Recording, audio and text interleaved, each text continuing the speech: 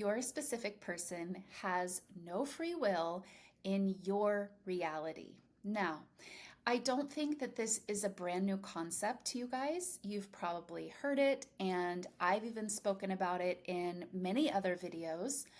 But what I want to address in this video is sometimes what I see with my clients, a lot of them actually, a lot of the times at some point in the journey, as they're learning about manifesting, as they're learning to manifest their specific person, they develop a sense of guilt around free will.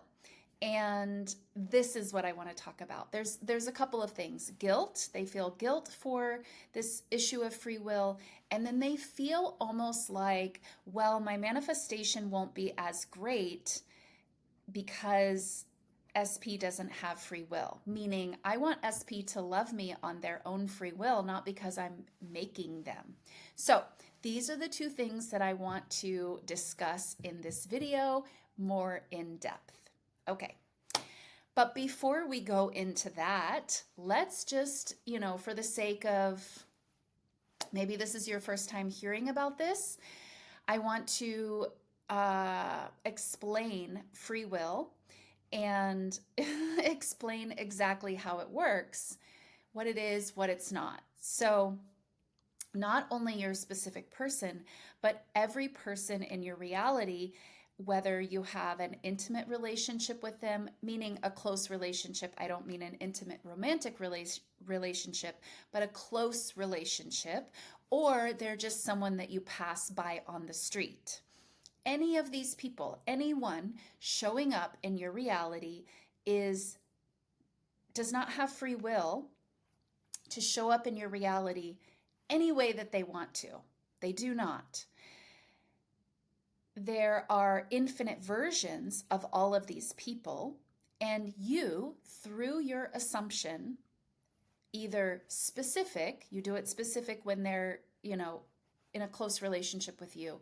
For someone that's just passing you by on the street, you align with your general assumption of that person, meaning people in general. How do you think people in general respond to you? Do you think that they walk by you with a smile? Do you think that they are kind and delightful? Or do you think that, people in general are mean and nasty and want to keep to themselves? You are creating the experience with everyone, and you're selecting the version that you experience through your assumption about that person or about the role that that person is in. So in that example, that person was in the role of passing a passerby, or someone that's just passing you by on the sidewalk. You have an assumption about that. And, for things like that can be more general, you could have an assumption that, well, sometimes people are nice and sometimes people are grumpy, right? You can have these general assumptions as well. Now, for the people that you're in close relationship with, you also have an assumption about those people, and your assumption creates how they show up in your reality. Your best friend, your mother, your father, your sister, your cousins, your aunts, your uncles, your students, your clients, your whoever it is. In your reality, you have assumptions about those people. And that is how they will show up in your reality. And now I really want you, again, if this is a new concept, or maybe it's not a new concept, but you're wavering about whether you believe it, don't believe it, if you're not fully sure that no one in your reality has free will, then I want you to really take some time and look at some of those close relationships that you have in your life, and really honestly look at how that person shows up, and then honestly look at how you do expect that person to show up. And if you do this from a very, detached and honest point of view, what you will find is that these people do indeed show up according to your assumptions. That is exactly how they continue to show up in your reality, according to the way you assume they will show up in your reality. So I want you to do this exercise because this is a way of debunking, the questioning. You can stop questioning once and for all, which you will have to stop questioning this if you want to manifest your specific person. So do this exercise and really look at how people are showing up, your close relationships, and notice that they really are showing up according to your expectations. And, your expectations are your assumption. It's another way of saying your assumption about this person. So I'm just going to touch on this briefly because I don't want this video to be too long, but those assumptions are created. They can be created by the experiences you have with this person, but they are first and foremost created by your concept of yourself. So what do I mean by that? So let's take the best friend role. If you have a concept about yourself that, you are highly valuable and you're a great friend and you are, loyal and you deserve to have beautiful friendship in your life, if you have that assumption about yourself, then when you think about your best friend, you will have assumptions that are sprouting from those assumptions about yourself. So if you believe you deserve to have amazing friendships and amazing people in your life, then your assumption about your best friend, for example, will sprout from that, which will be something like, yeah, my best friend is loyal. My best friend adores me. My best friend is, always supporting me. It will sprout from this concept that you have about yourself. And this is true about your concepts in regards to your specific person as well. And it works in the positive way and it works in the negative way as well. So if you don't believe that you're worthy of having close, loyal, beautiful friendships, people that value you and cherish you, if you don't believe that about yourself, if you believe the opposite, if you believe you're not worthy of having, really loyal, genuine, trustworthy, loyal people in your life, you don't believe you're worthy of that, then your assumptions about the person, whether it's specific person or your best friend, when I say specific person, I really mean romantic partner. Everyone's a specific person though. So your romantic partner, if you have that assumption that you're not worthy, your assumptions about the SP will sprout from you not being worthy. So then you'll think about SP that, comes from you not being worthy of having the relationship that you want, having a loyal partner, having a loving and adoring partner. It'll sprout from that. And that won't be so great. So I just wanted to mention that because, and I go deeper about this in my specific person course, but manifesting your specific person isn't about the other person. It's not about, changing the other person through affirmations or visualizations or whatever. It's about changing you first, your concept of you. Because when you know that you're worthy of the highest and best, now your thoughts sprout from that concept of you, and you will have the thoughts about the other person that serve you, that benefit you, that you actually want to experience. Okay, now let's talk about these issues that I see come up with my clients as they start to really accept the no free will thing. No one in your reality has free will. So first of all, it's guilt. They feel like they are taking away something from that person by choosing what the person wants. That is not what's going on. And let me explain why. The person that you are choosing what they want, choosing that they want you, let's just assume that's what you're choosing, that they want to be in a committed relationship with you. You're not taking anything away from them. You're not, overriding their free will. They don't have free will. They never did and they never will. You are simply choosing the version of that person that you want in your reality. You're not changing that other person. So it's almost like there's a lineup of your specific person. There's an infinite lineup, infinite versions, infinite possibilities. And one of those is the one that chooses you. You see? So you're not changing the SP's mind. You're not taking anything away from the SP. You're simply choosing out of the infinite lineup of versions of your SP which one you want in your reality. That's all you're doing. So there's no guilt that needs to be involved here because you actually can't affect their reality. You're not creating in their reality. You're choosing from an infinite lineup the one that you want in your reality. So you're not taking anything away from this person.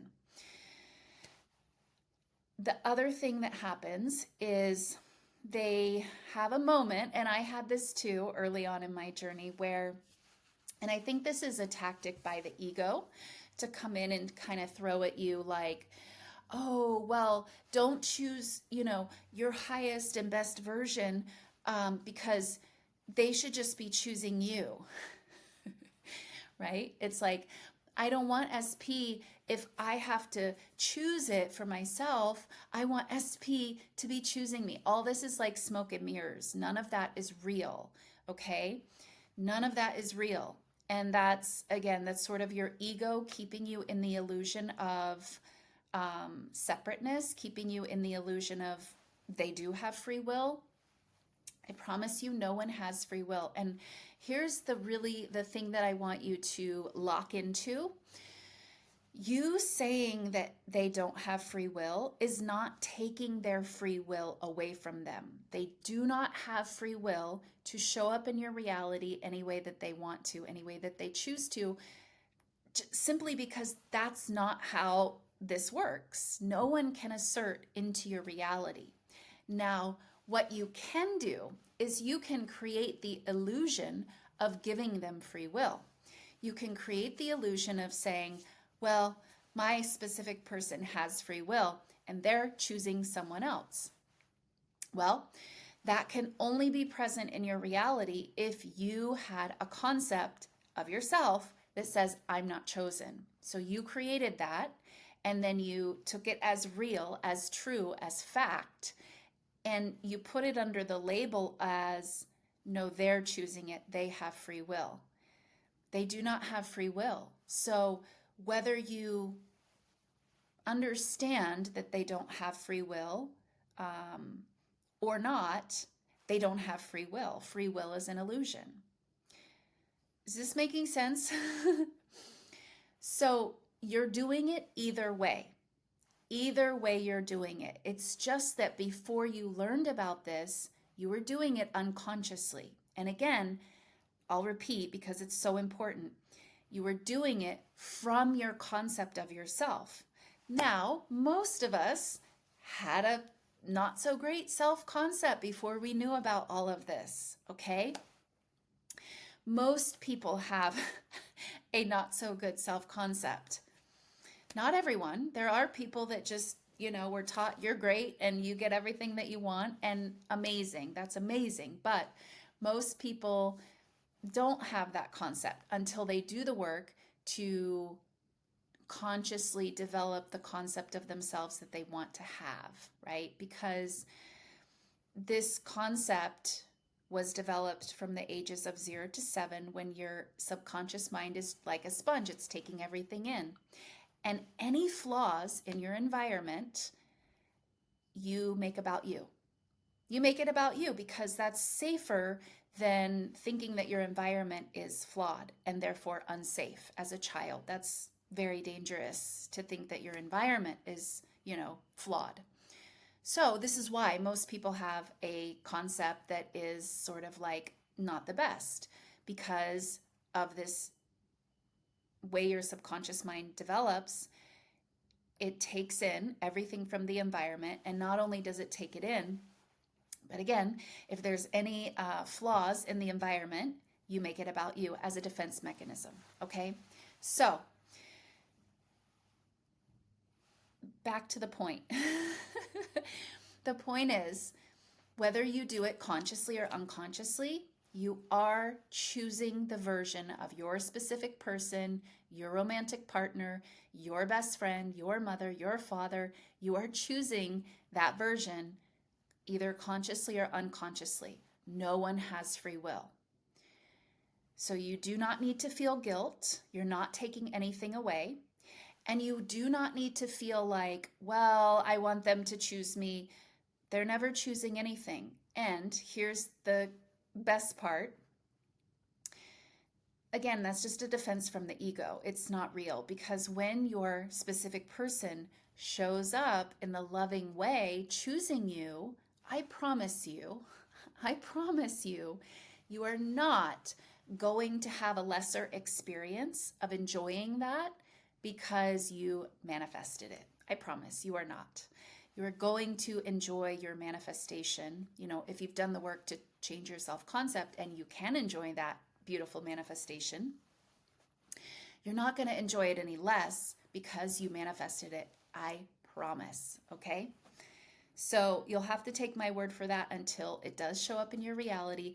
But that's what I wanted to talk about in this video. First, clarifying how free will works and what I see a lot of my clients getting tripped up on at some point in the journey when they start to really contemplate and choose and decide about free will, that, oh yeah, this is how this works.